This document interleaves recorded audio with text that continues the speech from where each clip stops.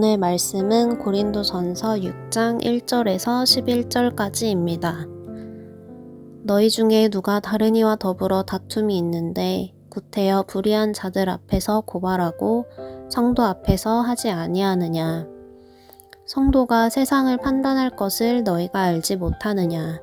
세상도 너희에게 판단을 받겠거든 지극히 작은 일 판단하기를 감당하지 못하겠느냐. 우리가 천사를 판단할 것을 너희가 알지 못하느냐. 그러하거든 하물며 세상 일이랴. 그런즉 너희가 세상 사건이 있을 때에 교회에서 경히 여김을 받는 자들을 세우느냐. 내가 너희를 부끄럽게 하려 하여 이 말을 하노니 너희 가운데 그 형제간의 일을 판단할 만한 지혜 있는 자가 이같이 하나도 없느냐. 형제가 형제와 더불어 고발할 뿐더러 믿지 아니하는 자들 앞에서 하느냐.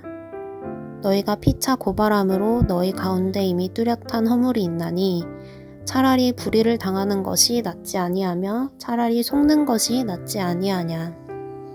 너희는 불의를 행하고 속이는구나. 그는 너희 형제로다.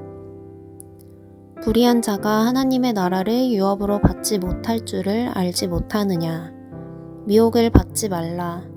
음행하는 자나 우상 숭배하는 자나 간음하는 자나 탐색하는 자나 남색하는 자나 도적이나 탐욕을 부리는 자나 술 취하는 자나 모욕하는 자나 속여 빼앗는 자들은 하나님의 나라를 유업으로 받지 못하리라. 너희 중에 이와 같은 자들이 있더니 주 예수 그리스도의 이름과 우리 하나님의 성령 안에서 씻음과 거룩함과 의롭다 하심을 받았느니라. 아멘.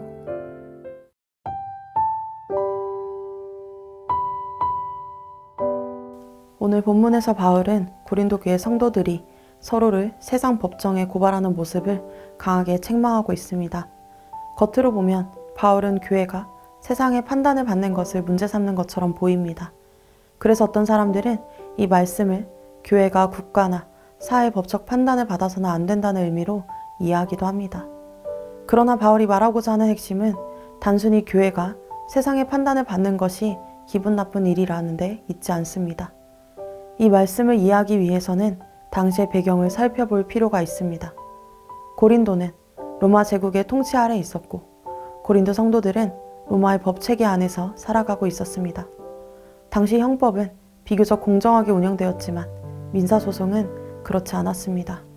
사회적 지위와 재산, 인맥이 판결에 영향을 미치는 일이 흔했고 힘없는 사람들은 억울한 일을 당하기 쉬웠습니다. 고린도 교회 안에서도 사회적으로 높은 위치에 있거나 경제적으로 여유 있는 사람들이 있었습니다. 그런데 이들이 같은 교회 형제 자매를 상대로 소송을 제기하며 자신의 유익을 추구하고 있었습니다. 바울은 바로 이 모습을 책망하고 있습니다. 그들은 불공정한 재판 구조를 알고 있으면서도 자신의 유익을 위하여 형제를 고발했습니다. 공동체 안에서 사랑과 화해를 추구하기보다 세상의 방식으로 문제를 해결하려 했습니다. 또한 이것을 중재할, 화해로 이끌 지혜로운 자도 없다고 비판했습니다. 그래서 바울은 이를 부끄러운 일이라고 말합니다. 특히 바울은 성도가 세상을 판단할 것이며 천사도 판단할 것이라 말합니다. 이 말씀은 성도들이 세상 사람들보다 우월하다는 뜻이 아닙니다. 하나님께서 성도들을 자신의 백성으로 부르시고 장차 그리스도와 함께 하나님의 통치에 참여할 존재로 세우셨다는 의미입니다. 그렇다면 성도들은 세상보다 더 높은 기준의 정의와 사랑, 화해와 지혜를 보여야 하는 것이죠. 그런데 오히려 세상의 불의한 판단에 자신을 맡기고 공동체 안의 갈등조차 해결하지 못하는 모습은 그 부르심에 걸맞지 않은 행동입니다. 바울은 이어서 고린도 교회 안에 자리 잡고 있던 여러 죄들을 언급합니다.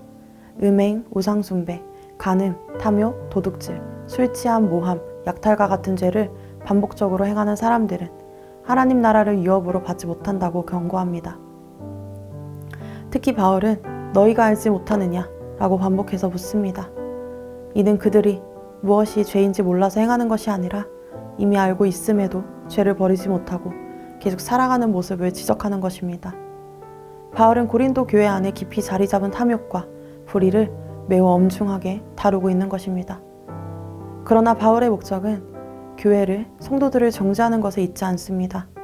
11절에서 바울은 놀라운 말을 합니다. 너희 중에 이와 같은 자들이 있더니 주 예수 그리스도의 이름과 우리 하나님의 성령 안에서 씻음과 거룩함과 의롭다 하심을 받았느니라. 바울은 고린도 성도들에게 그들의 과거가 무엇이었는지를 상기시키면서도 이제는 그리스도 안에서 새롭게 된 존재임을 기억하게 하고 있습니다. 그들은 더 이상 죄의 지배 아래 있는 사람들이 아닙니다. 예수 그리스도의 은혜로 씻음받고 거룩하게 구별된 하나님의 백성인 것이죠. 비록 교회 안에 여전히 많은 문제와 연약함이 드러나고 있지만 바울은 그들을 포기하지 않았습니다. 오히려 그리스도 안에서 새롭게 된 정체성을 기억하고 죄에서 돌이켜 거룩한 삶으로 나아가도록 권면하고 있습니다. 오늘 우리도 마찬가지입니다. 우리는 여전히 연약하고 죄와 싸우며 살아갑니다. 그러나 우리의 정체성은 죄인이 아니라 예수 그리스도의 피로 씻음받고 거룩하게 구별된 하나님의 백성인 것을 기억해야 합니다. 그러므로 세상의 방식이 아니라 복음의 방식으로 관계를 회복하고 죄를 끊어내며 그리스도를 닮아가는 삶을 우리는 살아가야 하겠습니다. 함께 기도하십시다. 예수 그리스도의 은혜로 씻음받고 거룩하게 된 하나님의 백성임을 늘 기억하게 하소서.